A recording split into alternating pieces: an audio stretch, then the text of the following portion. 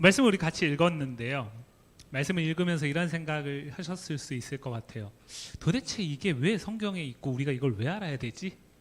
이름도 읽기 어렵고 몇 명이라는 게 뭐가 그렇게 중요할까? 성경을 읽다 보면 그런 의구심을 가질 만한 부분들이 몇 군데가 있는데, 하나는 이제 오늘 우리가 보고 있는 이 민수기의 앞쪽에 나오는 뭐 어떤 지파 누구 그들은 몇 명, 그러니까 같이 우리가 교독하면서도 저는 길게 읽으면 여러분들은 그의 그 계수된 자가 몇 명이다 이것만 계속 반복하잖아요. 바뀌면은 제가 이제 그것만 계속 반복하잖아요. 그냥 한꺼번에 그냥 딱 이만큼이다 이렇게 얘기해도 될 텐데 왜 이걸 이렇게 디테일하게 기록할까? 또 이것보다 사실 더 의문인 거는 이제 역대상에 나오고 누가복음에 나오는 족보, 그걸 도대체 우리가 왜 알아야 되나 이런 생각을 할 수 있거든요. 근데 이제 대전제는 뭐냐면 성경은 우리가 1.1획도 틀리지 않는 하나님의 말씀이다라는 거를 전제로 삼고 성경을 대하는 게 필요한 거죠. 그러니까 그럼에도 불구하고 오늘 이 민수기 2장의 말씀을 우리가 어떤 뭐 예를 들어서 유다 자손은 몇 명이냐 이거 외우는 건 하나도 중요하지 않아요. 그거 숫자 틀려도 상관없습니다. 그거는 아무 의미가 없고요. 더 중요한 건 뭐냐면 오늘 오전 예배 드리신 분들은 말씀 들으셔서 아실 텐데 민수기라는 것이 가지는 이 시대를 살아가는 그리스도인에게 민수기가 왜 필요한가가 더 중요해요. 민수기는 말 그대로 해석을 하면 인구조사입니다. 인구조사. 그래서 우리가 함께 읽진 않았지만 민수기 1장에서 지파별로 인구조사를 하죠. 몇 명이다 몇 명이다 몇 명이다. 그리고 오늘 2장은 그것에 따라서 이제 진배치를 하는 거예요. 그러니까 민수기는 인구조사입니다. 자, 그런데 인구조사가 성경에서 어떤 때는 긍정적으로 쓰이고 어떤 때는 부정적으로 쓰여요. 오늘 본문에서는 이것이 긍정적으로 쓰이고 있어요. 그런데 사무엘하 24장에 가면 다윗이 하나님 앞에 범죄한 것 가운데 나오는 인구조사는 부정적으로 쓰여요. 그 둘의 차이가 있어요. 인구조사의 결과는 별로 다르지 않아요. 어떤 지파 몇 명. 결국에는 그 두 인구조사의 목적은 전쟁에 나갈 수 있는 숫자가 어느 정도 되느냐. 여기 있거든요. 다윗도 그랬고 오늘 민수기 시내산 아래에서 이제 다시 광야 여정을 떠나는 이스라엘 백성들에게도 민수기의 목적은, 이 인구조사의 목적은 동일합니다. 그렇기 때문에 인구조사 자체가 선하다, 선하지 않다라고 말할 수 없는 거죠. 인구조사는 중립적인데 그것을 누가 시행하느냐가 중요한 겁니다. 오늘 본문에서는 이것을 누가 주도하시냐면 우리가 함께 읽진 않았지만 민수기 1장 1절 말씀을 보시면 이스라엘 자손이 애굽 땅에서 나온 후 둘째 해 둘째 달 첫째 날에 여호와께서 시내 광야 회막에서 모세에게 말씀하여 이르시되, 우리가 너무나 당연하게 읽고 넘어가는 표현인데요. 이것을 시작한 분은 누구시라고 얘기를 하고 있죠? 여호와 하나님이시다라고 얘기를 하고 있죠. 사무엘하 24장에 나오는 인구조사는 오히려 그의 신복들도 말립니다. 그런데 누가 진행하는 거냐면 다윗이 주도적으로 진행을 하는 차이가 있어요. 그러니까 이 주권을 누가 가지고 행사하느냐에 따라서 이것이 긍정적일 수도 있고 부정적일 수도 있어요. 성경 안에서. 그럼에도 불구하고 우리가 인구조사 자체로 받아들이게 되면 민수기 지금 우리가 읽었던 본문은 여전히 우리에게 무의미한 겁니다. 왜냐하면 우리가 어떤 뭐 유다 지파에 속한 것도 아니고 뭐 이스라엘 12지파 가운데 속한 사람들이 아니잖아요. 그리고 지금 우리가 광야의 삶 속에서 뭐 전쟁을 치러 나가는 준비를 하는 사람들도 아니기 때문에 거기에 초점을 맞추실 때 민수기는 우리에게 불필요한 말씀이 될 수 있어요. 그런데 히브리 원래 이 구약 성경의 원래 원어는 히브리어인데 그 히브리어는 성경의 이름을 민수기라고 하지 않았습니다. 가령 예를 들어서 우리가 창세기라고 말하는 이 구약 성경의 첫 성경은 히브리인들에게는 뭐라고 얘기하냐면 여호와께서 지으셨다. 이걸로 충분합니다.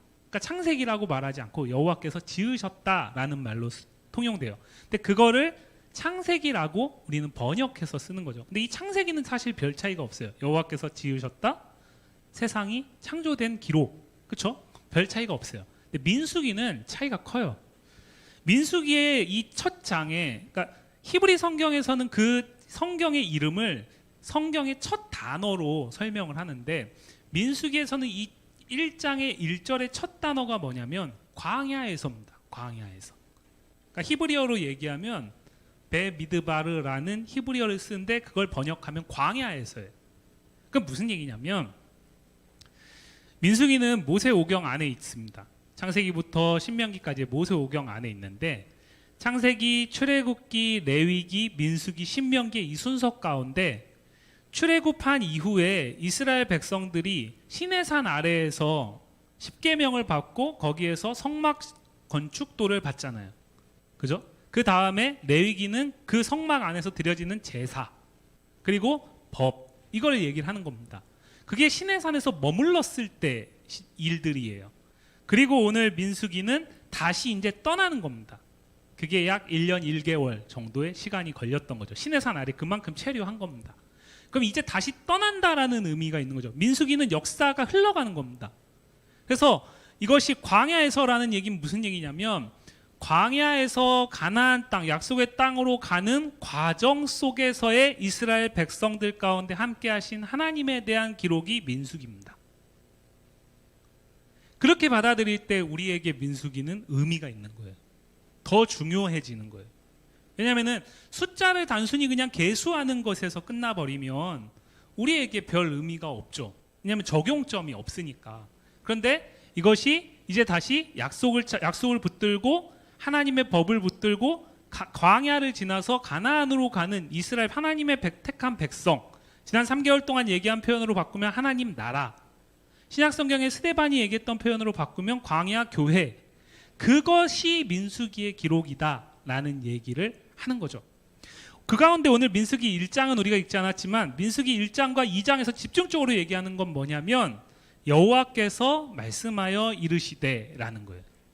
여호와께서 말씀하여 이르시되, 이스라엘 백성들이 이제 광야에서 약속의 땅인 가나안으로 가는 과정 속에서 이들의 성패는 어디에 달려 있다라는 걸 이야기하는 거냐면, 여호와께서 말씀하여 이르신 것을 따르느냐 따르지 않느냐에 달려 있다라는 걸 선언하면서 시작하는 거예요. 이해가시죠? 무슨 얘기인지. 자, 왜 광야에서 가나안으로 나아가는 이 과정 속에서 숫자를 먼저 헤아릴까요? 이것은 쉽게 생각하면, 1차적으로 생각하면 이제 가나안 땅에 들어가서 이 광야에서 수없이 많은 아말렉을 비롯한 족속들과의 전쟁, 그리고 그 이후에 가나안 땅에서의 전쟁을 치러 나가는 정병, 군사의 규모를 확인하기 위한 목적도 있습니다. 그런데 성경을 잘 보시면 이것이 목적이라고 보기엔 조금 어려워요. 왜냐하면 여러분들이 아시겠지만 가나안 정복 가운데 이들은 피 터지게 싸워가지고 가나안 땅을 취하는 게 아니거든요. 그죠? 그때에도 동일하게 하나님이 말씀하신 것을 따르느냐 따르지 않느냐입니다. 그러면 이 민수기에서 이 광야를 다시 출발해서 약속의 땅으로 나아가는 이스라엘 백성들에게 하나님이 숫자를 세라고 얘기하는 건 무엇과 관계가 있냐면, 하나님께서 창세기 12장에서 아브라함을 부르시잖아요. 아브라함을 부르실 때 어떤 약속을 주시냐면, 내가 너로 큰 민족을 이루게 하겠다라고 얘기를 하잖아요. 그런데 그 큰 민족을 이루게 하겠다라는 그 약속이 성취되기에는 아브라함의 현실이 너무나 불가능하죠. 그래서 다메섹 엘리에셀을 통해서라도 이루려고 하고, 그것이 안 되니까 하갈을 취해서 이스마엘을 통해서라도 이루려고 하는데 하나님 그게 다 아니라고 얘기를 하죠. 그때마다 하나님께서 아니다고 얘기할 뿐만 아니라 계속해서 약속을 주세요. 하늘의 별을 봐라, 저만큼 너를 통해 큰 민족을 이루겠다. 바다의 모래를 봐라, 이만큼 너를 통해 큰 민족을 이루겠다. 그러면서 주신 게 이삭이잖아요. 그런데 출애굽기 1장을 한번 볼게요. 출애굽기 1장을 보시면, 출애굽기 1장에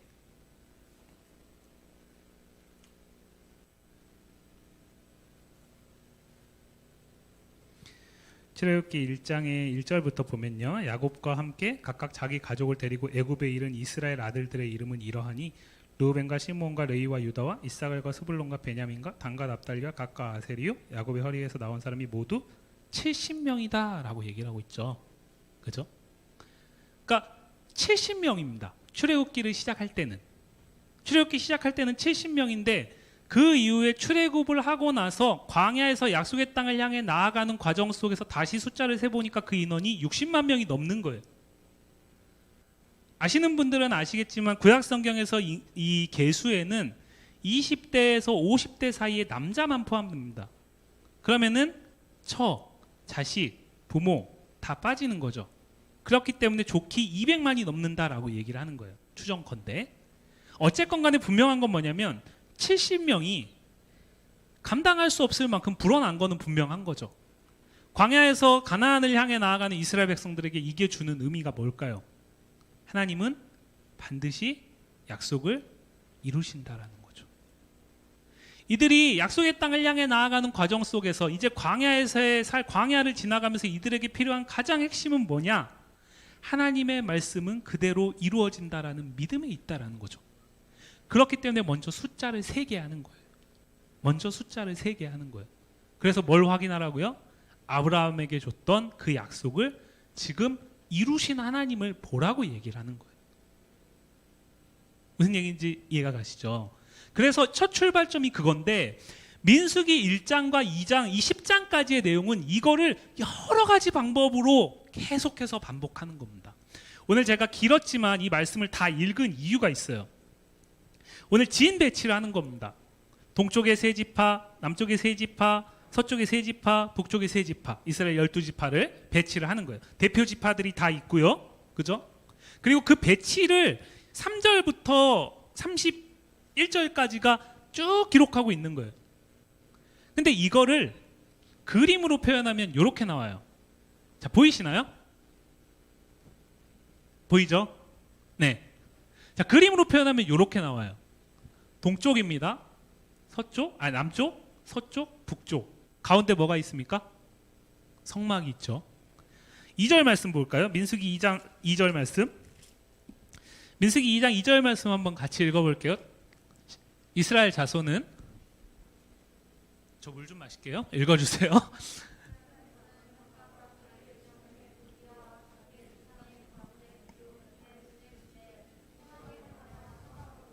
예.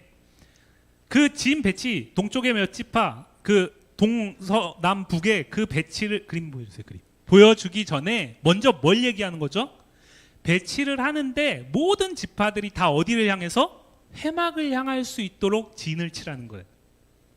그 다음에 구체적으로 동쪽, 남쪽, 서쪽, 북쪽을 얘기를 하는 거죠. 자, 왜 이럴까요? 성막이 가진 의미 때문에 그래요. 성막 어떤 의미입니까? 하나님이 내가 너희와 함께 하겠다라는 이동식 하나님의 집이잖아요. 성전을 짓기 이전까지의 하나님이 이스라엘 백성들과 함께하는 장소가 성막입니다. 그죠? 그 성막이 어디에 있어요? 지금 그림으로 보면 어디에 있어요? 가운데 있죠. 중심에 있습니다. 중심에 있어요. 자, 그런데 이거를 잘 보면 마치 요 동남 서북의 12지파 그리고 그 안에 제사장과 레위 지파 이건 3장에 나오는데 그 지파들 그리고 가운데 성막을 나머지가 호위하고 있는 것처럼 보이잖아요. 그럼 이 중심에 지금 계신 하나님이 이 배치도를 봤을 때 전쟁을 이끌어 가시는 왕이라는 얘기를 하고 있는 거예요. 전쟁을 이끌어 가시는 왕으로서 하나님이 중심에 계신다라는 거죠. 그 얘기를 하고 싶은 거예요. 여호와께서 말씀하여 이르시되 진을 배치할 뿐만 아니라 진 배치하고 이제 너네는 내가 배치도 좋지 그러니까 너네가 스스로 나아가면서 잘 싸워 이 얘기가 아니라 내가 너희에게 배치도를 줬을 뿐만 아니라 그 배치도대로 행할 수 있는 왕으로서 내가 너희와 늘 함께 하겠다라는 얘기를 하는 겁니다. 그래서 길지만 3절부터 30절까지 다 읽은 거예요. 하나님이 약속을 지키신다라는 걸 얘기하셨을 뿐만 아니라 나는 그 약속을 지키는 전능하신 왕으로 너희와 함께 한다라는 보증을 하는 거죠. 왜 이게 중요할까요? 이들이 갈 가나안 땅을 이들은 모르기 때문에 그래요. 그런데 하나님이 약속을 지키시는 왕이시기 때문에 충실하게 왕이신 하나님만 붙들고 나아가게 되면 이들은 어디에 이르게 될까요? 약속의 땅에 이르게 되는 거죠. 그 하나님을 기억하라고 얘기를 하는 거예요.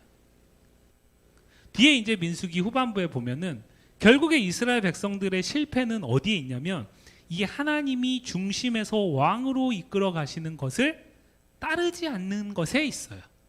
그것이 여러 가지 모습으로 나타나는 거예요. 대표적으로 가데스 바네아라는 곳에서 정탐꾼을 보냈고 40일 후에 와가지고 그 정탐꾼 10명이 악평을 하는 내용을 보면 그 가운데는 하나님이 중심에 없어요. 그런데 여호수아와 갈렙은 똑같은 걸 보고 왔어요. 그들도 낙담합니다. 그러나 그럼에도 불구하고 하나님이 우리의 왕이시기 때문에 저들은 우리가 능히 정복할 수 있다라고 얘기를 하죠. 왕이신 하나님을 중심에 뒀느냐 그렇지 않느냐의 차이에 있습니다. 그게 민수기에서 성공과 실패를 가늠져요. 무슨 얘기냐면 이제 광야에서 약속의 땅인 가나안으로 나아가는 이스라엘 백성들, 하나님 나라 백성들에게 그들의 성패는 하나님의 왕되심을 인정하느냐 그렇지 않느냐에 있다라는 얘기를 하는 겁니다. 또 한 가지가 있어요. 아까 그 그림 다시 보여주실까요? 자, 여기 보면 동쪽이 여기잖아요. 1번이라고 써있죠. 동쪽이 여기거든요. 유다, 이사갈, 스불론이고 대표 지파가 유다입니다. 자, 그런데 한 장 앞에 보시면 민수기 1장 5절 말씀 한번 보시면 너희와 함께 설 사람들의 이름은 이러하니 르우벤 지파에서는 스데울의 아들 엘리수리요 이러면서 시작을 합니다. 이 1장은 너무나 당연합니다. 왜냐하면 야곱의 12아들을 순서대로 계수하고 있기 때문에 그래요. 여러분들 이스라엘 백성들 유대인에게 있어서 장자가 가지는 특권은요 엄청납니다. 가령 예를 들어서 지금 야곱이 12아들이 있잖아요. 야곱이 12아들이 있는데 이들의 아버지가 그러니까 이 12아들에게 유산을 상속한다고 하면 가령 10억이 있다고 하죠. 그러면은 그 10억의 3분의 2를 장자가 먹습니다. 그리고 나머지 3분의 2를 11명이 나눠 먹어요. n분의 1로. 장자가 가진 특권이 어느 정도인지 아시겠죠?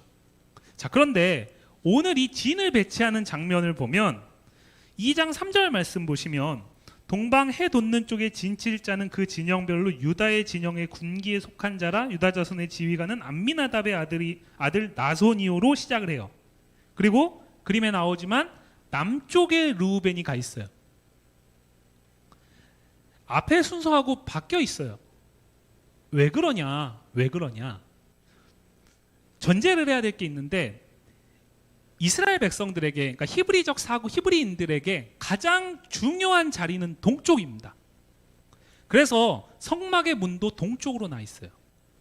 그러면 이 동쪽에 제일 존귀한 자가 서는 거예요. 동쪽에. 원래대로라면 누가 서야 되냐면 르우벤이 서야 돼요. 당연히. 그런데 유다가 서고 있어요. 그 이유가 뭘까? 창세기 49장에 보면 이 12아들의 아버지인 야곱이 유언을 합니다.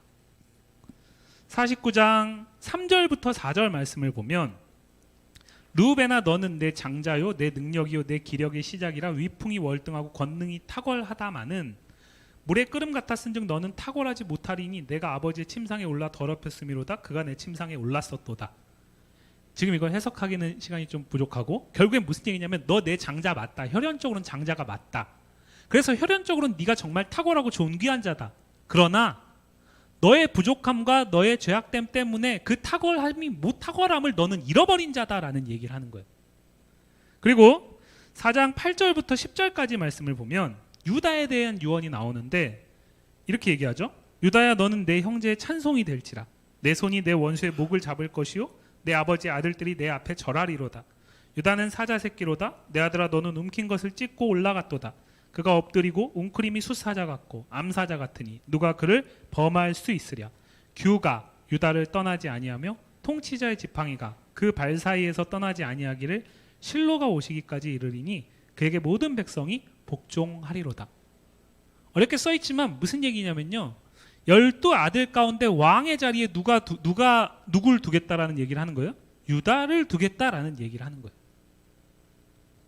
그러니까 혈연적으로는 르우벤이 여전히 장자이지만 하나님의 약속, 하나님 나라의 언약의 백성의 관점 안에서 봤을 때 르우벤의 장자의 지위는 잃어버려지고 그 장자의 지위가 유다에게 갔다라는 거죠.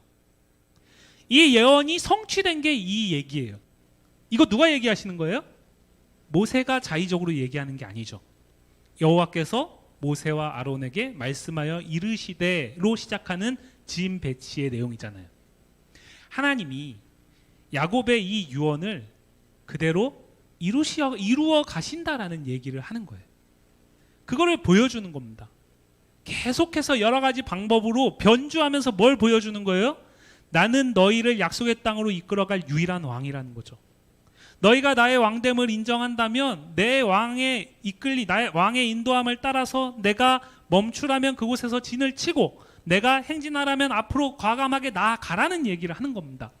그래서 민수기 2장의 마지막 쪽에 보면 2장 34절 쪽에 가면 이스라엘 자손이 여호와께서 모세에게 명령하신 대로 다 준행하여 각기 종족과 조상의 가문에 따르며 자기들의 길을 따라 진치기도 하며 행진하기도 하였다라고 얘기를 하고 있죠. 그러니까 왕이 멈추라고 하면은 멈추어서 진을 치는 거예요. 왕이 나아가자고 하면은 과감하게 행진을 하는 겁니다. 거기에 약속의 땅까지 갈 수 있는 성패가 달려 있다라는 얘기를 2장은 배치도를 통해서 약속을 이루어 가신 하나님을 통해서 숫자를 통해서 계속해서 말하고 있는 거예요. 출발하는 시점에서 이들이 무엇을 붙들고 나아가느냐에 따라서 성공과 실패가 갈라지니까. 안타깝게도 출애굽 1세대들은 하나님의 왕되심을 붙들지 못했기 때문에 여호수아와 갈렙을 제외하고는 광야에서 39년 동안 다 죽게 되는 거죠. 그 얘기를 이미 광야를 출발하면서 시작하고 있다라는 거예요. 제가 어렸을 때는 얘네들 그러면 천국 못 갔겠다 이렇게 생각을 했어요. 그런데 천국을 지금 이 말씀은 하나님 나라 백성들이 하나님의 약속을 붙들고 살아가는 삶을 얘기를 하고 있는 거예요. 왜냐하면 오전 예배 때도 말씀하셨지만 사도 바울이 고린도전서에서 홍해를 건넌 거를 세례라고 표현했고 그 이후 이미 이들은 하나님 나라입니다. 그러니까 하나님 나라의 백성들이 가나안에 못 가고 죽었다 그래서 그들이 천국에 못 갔다라고 얘기할 수는 없는 거예요. 그거는 하나님께 달려 있는 것이고 거기에 초점을 맞추게 되면 우리는 민수기를 소홀히 여길 수밖에 없죠. 왜냐하면 우리는 이미 구원받은 자이기 때문에. 그런데 오히려 이것은 구원받은 자가 하나님의 약속을 기다리면서 어떻게 살 것인가에 대한 부분을 얘기하고 있기 때문에 오늘 우리에게 훨씬 더 중요하다라는 얘기를 하고 있는 거죠. 결국에는 무슨 얘기하는 거예요? 하나님의 말씀을 따라서 광야를 지날 때에 약속의 땅에 이를 수 있다라는 얘기를 하는 거예요. 그것을 하나님이 주도해 나가시겠다라는 얘기를 하고 있는 거예요. 스스로 찾아내서 스스로 애쓰면서 나아가는 것이 아니라 하나님이 왕이신 하나님께서 모세와 아론을 통해 말씀을 주시고 그 말씀을 다 준행함으로써 이들은 이 진영대로 약속의 땅에 들어갈 수 있다라는 얘기를 하면서 출발을 하고 있는 거예요. 오늘 본문에는 나오지 않지만 그렇기 때문에 이스라엘 백성들이 약속의 땅에 들어갈 때까지 구름 기둥과 불 기둥으로 하나님이 인도하시는 겁니다. 그러니까 지인의 배치를 통해서도 모세를 통해 전하는 말씀을 통해서도 과거의 조상들과의 약속을 성취함을 통해서도 그리고 실제적으로 보게 하는 구름 기둥과 불 기둥을 통해서도 계속해서 뭘 얘기하고 있는 거예요? 나는 너희와 함께하고 너희를 이끌어가는 왕이다라는 얘기를 계속하고 있는 거죠. 모세오경의 시작이 그 얘기거든요. 창세기 1장에서 우리가 하나님 나라 세계관 할 때도 잠깐 말씀드렸지만 창세기 1장은 지구가 창조된 지 몇 년 됐냐를 얘기하는 게 아니라 하나님이 이 세상의 왕이시다라는 선언을 시작하는 거예요. 왕이기 때문에 그가 말할 때 이루어지는 거죠. 왕이기 때문에 그가 동산을 이루고 그 가운데 사람을 두어서 자신의 역할을 대리 통치자로 맡기는 거죠. 그가 왕이니까. 왕이신 하나님은 한 번도 약속의 백성들을 하나님 나라를 이루려는 백성들을 떠난 적이 없다라는 거죠. 저와 여러분에게도 오늘 이 시대를 살아가는 우리에게도 그러하잖아요. 우리가 오늘 예배하는 이유가 뭘까요? 여러분들이 힘들고 어려움 속에서도 아까운 시간을 내어서 우리가 이렇게 모여서 예배하는 이유가 뭘까요? 하나님이 우리의 왕이시기 때문인 거죠. 하나님이 우리의 왕이시기 때문에 그 왕이신 하나님 앞에 예배하는 것이 우리의 삶에서 늘 1순위에 있는 거죠. 그분이 우리의 왕이시니까. 그렇기 때문에 하나님과의 관계가 무너지고 믿음이 무너지고 그렇게 되면 첫 번째로 나타나는 현상이 뭐냐면 예배가 멈춰져요. 왜요? 하나님과의 관계가 무너지고 믿음이 무너지게 되면 하나님의 왕되심을 거부하게 되잖아요. 그러니까 그분께 예배하는 것이 기쁨이 안 되는 거예요. 한 걸음 더 나아가서 그렇다면 말씀을 따라서 산다라는 게 뭘까요? 결국에는 지금 말씀을 따라서 산다라는 얘기를 하는 거죠. 광야와 같은 이 세상, 우리가 지금 광야를 지나가고 있는 겁니다. 왜냐하면 구원받은 이후에 우리는 하나님의 주님의 다시 오실 그 날을 기다리면서 이미 우리에게 주어진 하나님 나라를 살아가고 있는 거니까요. 이들 역시 마찬가지입니다. 하나님이 말씀으로 이들에게 약속의 땅을 주셨어요. 그러나 아직 그 땅에 완전히 이르지는 못한 거죠. 그러니까 그 광야의 삶이 지금 우리의 삶과 같은 거예요. 그럼 그 광야의 삶 속에서 핵심은 왕이신 하나님의 말씀을 따라 살아가는 건데, 그러면 결국 그것은 성경을 따라 살아가는 거예요. 그렇기 때문에 우리는 성경을 읽어야 되고 성경을 묵상해야 됩니다. 성경을 가까이 해야 되죠. 성경을 대하는 가장 초보적인 자세, 주일날 예배하는 예배 도구로 끝나는 거예요. 근데 요즘에는 그조차도 잘 안 하죠. 왜냐하면 여기에 다 있으니까. 그리고 다 보여주니까. 실제로 성경 매출이 줄었다는 거 아닙니까? 네. 그런데 그거 아예 안 보는 사람보다는 나을지 모르죠. 그러나 예배드리는 도구로서만 성경을 사용하게 되면 주일날 예배할 때 외에는 결국엔 뭐예요? 하나님의 말씀과 무관하게 나는 지금 살아가고 있는 거잖아요. 그렇기 때문에 그것은 오늘 본문대로 얘기하면 말씀으로 오늘 내 삶 속에 왕으로 함께 하시는 하나님을 인정하지 않는 거예요. 그렇기 때문에 성경을 매일 읽고 묵상해야 되는 거죠. 그래서 여러분들이 성경을 읽기도 하고 묵상도 하시는 거잖아요. 그죠? 자, 그런데 저는 거기에서 한 걸음 더 나아가기를 원해요. 성경을 읽고 묵상하는 이유가 뭡니까? 여러분들이 성경을 읽고 묵상하면 여러분들이 오늘 하루의 삶 속에서 고민하고 있는 것들에 대해서 마치 오늘의 운세나 점괘가 떨어지는 것처럼 말씀이 딱 떨어지나요? 안 그렇죠. 그러면 말씀을 따라 살아간다는 게 도대체 뭐예요? 어떻게 우리는 말씀을 따라 살아갈 수 있습니까? 이때에는 오히려 쉽죠. 여호와께서 모세와 아론을 통해서 말씀하시니까. 그리고 이스라엘 회중들을 모세와 아론이 바로 말하니까. 그냥 그거 따라 살아가면 쉬운데 지금 우리에게는 그렇게 안 한단 말이죠. 그럼 여러분들 어떻게 말씀을 따라 살아가세요? 다분히 주관적일 수 있다라는 거예요. 그렇기 때문에 가령 예를 들어서 내가 정말 하고 싶은 일이 있어요. 정말 하고 싶은 일이 있어요. 내 마음 가운데 이미 다 정해져 있어요. 하나님 앞에 간절히 기도하지만 이미 나는 하나님이 오케이 사인만 주시기를 기다리면서 기도하고 있어요. 너무나 답답해요. 근데 목사님이 기도 응답은 말씀을 통해 하는 거다.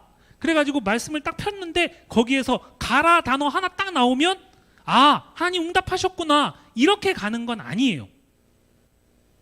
그거는 뭐와 같냐면 오늘의 운세에서 오늘 당신이 동쪽으로 가면 귀인을 만날 거다. 그 말 하나 믿고 동쪽으로 가서 만나는 사람들 가운데 내 눈에 들어오는 사람을 귀인이라고 여기는 것과 똑같은 거예요. 그건 아니에요. 그럼 뭐냐? 결국에는 오늘 이 말씀도 지금 한 사람 한 사람에게 주어지는 게 아니잖아요. 모세와 아론에게 하나님이 말씀하셔서 모세와 아론이 하나님의 나라, 광야 교회 되는 이스라엘 백성 공동체에게 주고 있는 거잖아요. 그죠? 그럼 무슨 얘기냐면 성경을 하나님의 말씀을 나의 어떤 삶의 어려움 속에서의 헤쳐나가는 답안지와 같이 여기는 것, 또는 내가 어떤 너무나 힘든데 그 가운데 위로자로서 붙드는 것, 전혀 무의미하다라고 볼 수는 없지만 그것만으로는 완전치 못하다라는 거죠. 하나님은 말씀을 공동체적으로 주시기 때문에 이 말씀을 대하는 우리 역시도 공동체적으로 읽고 받아들여야 돼요. 무슨 얘기냐면 성경에서 특별히 구약 성경 안에서 하나님의 나라를 이야기할 때 하나님의 나라가 이루어지지 않는 왕이나 어떤 선지자나 어떤 그 이스라엘을 책망할 때 항상 나오는 게 뭐냐면 가난한 자와 과부를 홀대했다. 그들을 압제했다라는 얘기가 나와요. 가난한 자와 과부와 고아는 그 당시의 시대 속에서 가장 약한 자들입니다. 그러니까 우리가 살고 있는 광주 지역, 우리 교회가 있는 이 위치에서 생각을 해보면 고려인 마을에 있는 외국인 노동자들과 같은 자들인 거죠. 네. 근데 항상 하나님의 책망은 어디에 있냐면 너희가 왜 예배하지 않았냐, 예물 드리지 않았냐, 여기에 있지 않아요. 왜냐면 그건 다 했어요. 근데 하나님이 책망한 건 뭐냐면 너희가 예배하면서 왜 가난한 자와 과부와 고아를 돌보지 않았냐, 그들을 왜 압제했냐, 이런 얘기가 계속 나오거든요. 예수님도 그러시고요. 왜 그러냐면 우리가 기독교 세계관 할 때도 제가 잠깐 말씀드렸지만 우리는 죄로부터 그리스도로 인해서 구원을 얻은 자들이잖아요. 그러면은 그 죄 구원 얻기 이전에 우리는 중심에 내가 왕으로 사는 자들이에요. 그러니까 모든 것이 내 중심으로 돌아가야 되는 거예요. 그러니까 성경을 봐도 거듭나지 못한 사람은 그 성경을 통해서 나에게 구체적인 유익의 도구로만 쓰고 끝나요. 그렇기 때문에 내가 응답받은 것이 누군가에게는 감당할 수 없는 고통으로 주어져도 그것에 전혀 개념치 않아요. 그리고 나하고 상관없는 문제에 있어서 너무 쉽게 말해요. 가령 예를 들어서 어떤 국가적인 대참사나 아니면은 자연재난이나 쓰나미와 같은 그런 일들이 있을 때 그렇게 쉽게 얘기할 수 있는 이유는 거기에 자기와 관계 있는 사람이 없기 때문에 그래요. 이게 무슨 얘기냐면 성경은 하나님 중 죄인인 인간이 나를 왕으로 두고 있는 죄인이 하나님을 믿음으로 말미암아 내가 아닌 그 자리에 하나님을 두고 그 다음에 그 하나님이 사랑하시는 이웃 지체들을 두고 그리고 마지막에 나를 두게 하는데 여전히 나는 내 중심의 관점을 가지고 말씀을 대하는 거예요. 그렇기 때문에 하나님의 응답을 받았다라고 얘기하고 하나님의 말씀을 따라 살아가는데 그 삶에서 빚어지는 열매들은 나타나는 열매들은 이해할 수 없는 경우들이 나타나는 거예요. 왜냐? 성경을 너무 사적으로 읽기 때문에 그래요. 말씀을 묵상하는 것이 나쁜 거 아닙니다. 말씀 묵상하셔야 됩니다.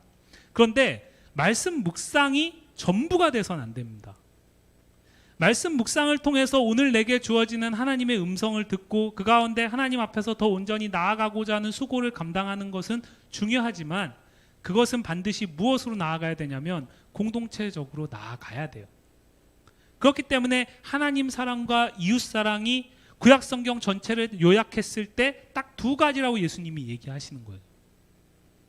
그러면 오늘 저와 여러분이 붙들고 있는 내가 지금 읽고 내가 지금 가까이 하는 하나님의 말씀, 광야와 같은 오늘의 삶을 살아가면서 주님의 다시 오심을 기다리는 오늘 우리에게 이 말씀을 따라 살아가는 삶은 하나님의 뜻대로 살아가는 것이고 그 하나님의 뜻대로 살아가는 것은 그 중심에 내가 아닌 하나님과 하나님이 사랑하는 이웃이 있어야 된다라는 얘기를 하는 겁니다. 이들은 진으로 움직입니다. 진으로 움직인다는 얘기는 뭘까요? 서로의 부족함과 서로의 연약함을 함께 돌보면서 나아가는 겁니다.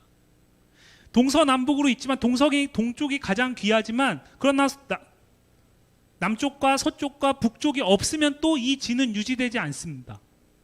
그렇죠? 그렇기 때문에 이 민수기에서 보여주는 이 진의 배치도와 광야에서의 삶의 성패를 말하는 하나님의 왕대심을 인정하는 것은 세상에서 말하는 삶의 방식과는 완전히 다른 겁니다. 왜냐하면 세상에서는 내가 왕이고 내 뜻이 법이고 내가 원하는 대로 결과가 좋으면 괜찮다라고 말하기 때문에 여러분들이 살아가는 세상 속에서 여러분들이 아닌 여러분들의 옆에 있는 예수를 알지 못하는 자들은요, 과정을 중요하게 생각하지 않습니다. 그러나 성경은 과정이 더 중요하다라고 얘기를 해요. 왜냐? 결과는 하나님이 책임지시니까. 그러면 그 과정 속에서 하나님의 왕되심을 인정하기 때문에 거룩해야 된다는 얘기를 하는 거예요. 그 과정 속에서 하나님이 왕이시기 때문에 그 하나님의 왕이심 가운데서 이웃을 품어야 된다라는 얘기를 하는 겁니다. 연약한 자를 도태시키지 않고 함께 가야 된다라는 얘기를 하는 거예요.